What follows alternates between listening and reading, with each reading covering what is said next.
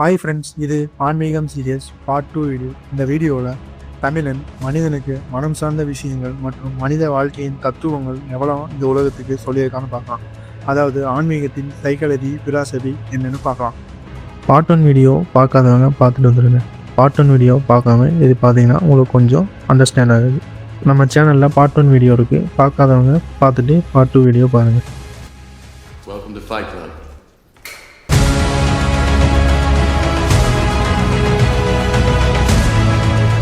இந்த வீடியோ முடியும் போது கண்டிப்பாக உங்களுக்குள்ள ஒரு மாற்றம் வரும்னு நினைக்கிறேன். உங்களுக்கு ஒரு தெளிவு கிடைக்கும், ஒரு புதிய சிந்தனை கிடைக்கும் நம்புகிறேன். கண்டிப்பாக இந்த வீடியோ முழுசாக பாருங்கள். ஸ்பிரிச்சுவாலிட்டி மீன்ஸ் எஸ்கேப்பிங் லைஃப் இல்லை. ஆன்மீகம் என்பது வாழ்க்கையிலிருந்து விலகுவதில்லை. It means understanding life. வாழ்க்கைனா என்னென்னு புரிந்து கொள்வது. இப்போது நம்ம டாபிக் வருவோம். சைக்காலஜி நமக்கு மைண்டை காட்டுது. Psychology is the science of mind and behaviour. மனதையும் நடத்தையும் பற்றி ஆராயும் அறிவியல் தான் சைக்காலஜி.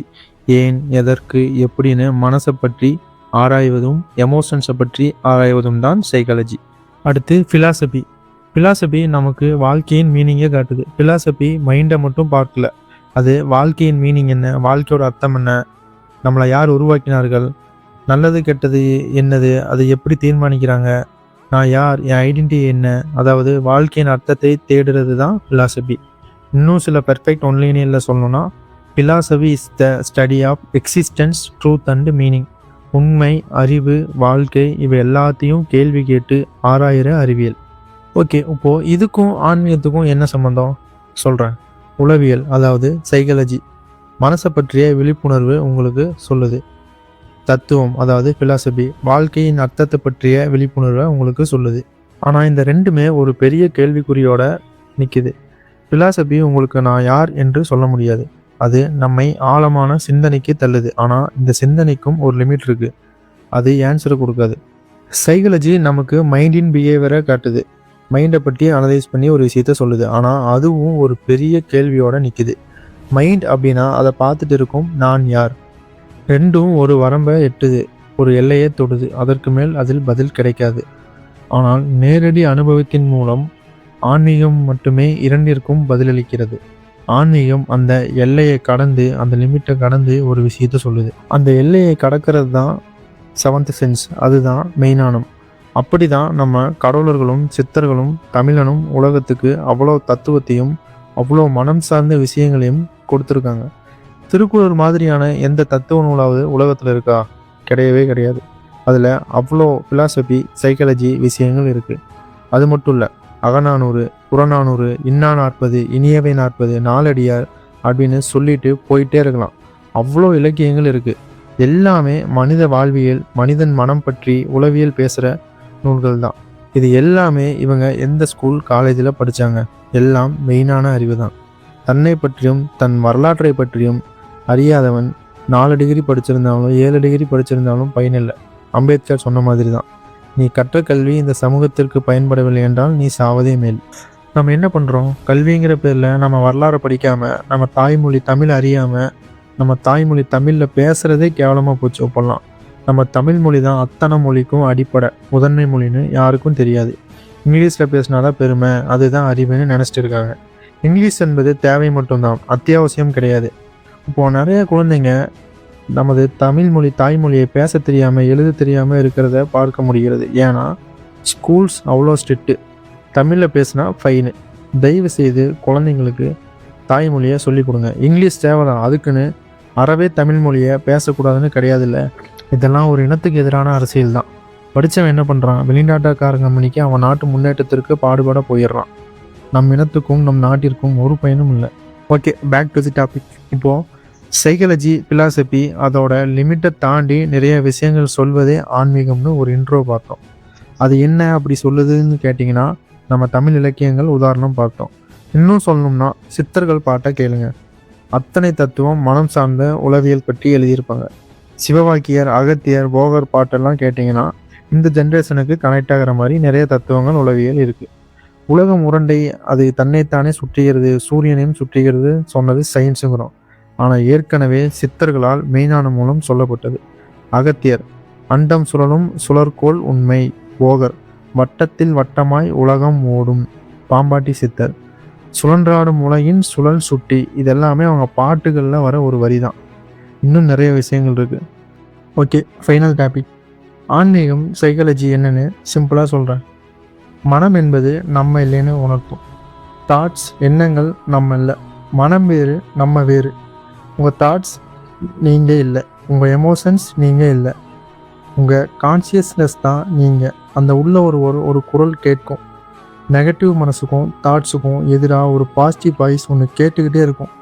அந்த பாசிட்டிவ் வாய்ஸை, அந்த சத்தத்தை அதிகப்படுத்துவது, தேடி போவது தான், அந்த ஒளியை முழுசாக கேட்பது, அதுதான் ஆன்மீகம். அது பிரபஞ்சமுடன் கனெக்டாகி இருக்கும். எண்ணங்களற்ற மனதால் தான் அதை கேட்க முடியும். அதுதான் ஆன்மீகம். இப்போ இருக்க நிறைய பேர் மனதில் தோன்றும் நெகட்டிவ் தாட்ஸ், எண்ணங்களை பற்றி ரொம்ப பயப்படுறாங்க, கவலைப்படுறாங்க. அவங்களுக்கு ஒன்று மட்டும் சொல்கிறேன். தாட்ஸ், எண்ணங்கள் உன்னை ஒன்றும் பண்ணாது. அந்த நெகட்டிவ் தாட்ஸ், நெகட்டிவ் எண்ணங்கள் நம்மளை ஒன்றும் பண்ணாது. ஃபஸ்ட்டு நீ வேறு, மனம் வேறு என்பதை புரிஞ்சுக்கோ. நெகட்டிவ் எண்ணங்களை ஜஸ்ட்டு கவனி, அவ்வளோதான். அது உன்னை ஒன்றும் பண்ணாது. அந்த நெகட்டிவ் தாட்ஸுக்கு ரியாக்ட் ஆர் ஆன்சர் பண்ணாத, ஜஸ்ட்டு ஆடியன்ஸ் மாதிரி கவனி, அவ்வளோதான். அது மறையும். ஓகே, நெக்ஸ்ட்டு ஆன்மீகம் ஃபிலாசபி என்னன்னு சிம்பிளாக சொல்கிறேன். உனக்குள்ளேயே எல்லாமே இருக்குது, நீ தேடணும், கற்றுக்கணும். எல்லா மனுஷங்களுக்கும் சேம் மைண்டு தான் கடவுள் கொடுத்துருக்காரு. நம்ம தேடுறோமா இல்லை தேவையில்லாததை உள்ளே போடுறோமாங்கிறது நம்ம கையில் தான் இருக்குது. நம்ம கேரக்டர் தான், மனநிலை தான் கடவுளிடம் கூட்டி செல்லும், பணம் கிடையாது. கோடி கோடியாக உண்டியில் போட்டாலும், விஐபி தரிசனம் பார்த்தாலும் ஒரு பயனும் இல்லை. இங்கே அளவுக்கு மீறியும் அவன் தேவைக்கிட்ட போகவும் எவன் அதிக பணம் வச்சுருக்கானோ அவன் தான் முதல் குற்றவாளி. பணம் வச்சுருக்கிறவன் தான் முதல் குற்றவாளி. அவனுக்கு எப்படி பணம் வந்துச்சு? நம்ம எல்லாருடைய உழைப்பு தான். சினிமாக்காரனுக்கும் கிரிக்கெட் பிளேயர்ஸுக்கும் எல்லாத்துக்கும் எப்படி பணம் வருது? நம்ம தான். ஒரு பெரிய பிஸ்னஸ் மேனுக்கு கீழே 1000 பேர் வேலை செய்கிறங்காட்டிக்கு தான் அவனுக்கு அவ்வளோ பணம் வருது. ஆனால் அந்த பணம் எதுவுமே யாருக்குமே உதவுறது கிடையாது. அவன் தான் இந்த நாட்டோட முதல் குற்றவாளி. அன்பும் சுத்த அறிவும் எங்கே இருக்கோ அங்கே தான் கடவுள் வருவார். தினமும் 3 மணி நேரம் இன்ஸ்டா யூஸ் பண்ணிவிட்டு சினிமா, கிரிக்கெட், டிவி ஷோஸ், ரீல்ஸ்னு போனால் அது நீயே உனக்கு தோண்டப்பட்ட குழி. நானும் சினிமா காதலன் தான், விளையாட்டுகளை ரசிக்க வந்தான். ஆனால் அதுவே என் உலகம் என்று இருக்க முடியாது. இன்னைக்கு சராசரி இளைஞனின் வாழ்க்கை Instagram, cinema, cricket, video game, TV shows, இதை தாண்டி எதுவுமே இருக்காது. நீயே உன் மனசாட்சியிடம் கேட்டுப்பார். இதுக்குள்ளேயே வாழ்க்கையை முடிச்சுக்கிறான். இப்போது ஜடேஜாவை சென்னை எடுக்காதான் பெரிய பாதிப்பு நாட்டிற்கு. ஓகே, ஆன்மீகத்தின் ஃபிலாசபி, சைக்காலஜி, அதாவது தத்துவம், உளவியல் சிம்பிளாக இந்த வீடியோவில் பார்த்தோம். உங்களுக்கு புரிஞ்சிருக்கும்னு நினைக்கிறேன். இங்கே மனிதனின் நிம்மதியின்மைக்கு காரணம், நீ அமிர்தமே கொடுத்தாலும் அதுக்கும் மேலே ஏதாவது இருக்கான்னு தேடி போவான். எவ்வளவு பணம் கொடுத்தாலும், பொருள் கொடுத்தாலும் போதும் என்கிற எண்ணம் மனிதனுக்கு வரவே வராது. ஆசை, மாயை, காமம் இதுக்குள்ளே சிக்கி தவிச்சிட்டு இருக்கான். இதுதான் மனிதனின் நிம்மதியின்மைக்கு காரணம். ஆனால் ஆன்மீகம் இது எல்லாத்தையும் உடைச்சு நான் என்ற கர்வத்தை உடைக்கும், சுத்த அறிவை கொடுக்கும், உண்மையான அன்பை சொல்லிக் கொடுக்கும். நான் லாஸ்ட் வீடியோவில் சொன்ன மாதிரி தான், ஆன்மீகத்தின் நோக்கம் சாதி, மதம், இனம் வேறுபாடின்றி அனைவரும் ஒன்றாய் இணைவது, போர் இல்லாத வாழ்க்கையை நோக்கி நகர்வது. அன்பே சிவம். நன்றி, வணக்கம்.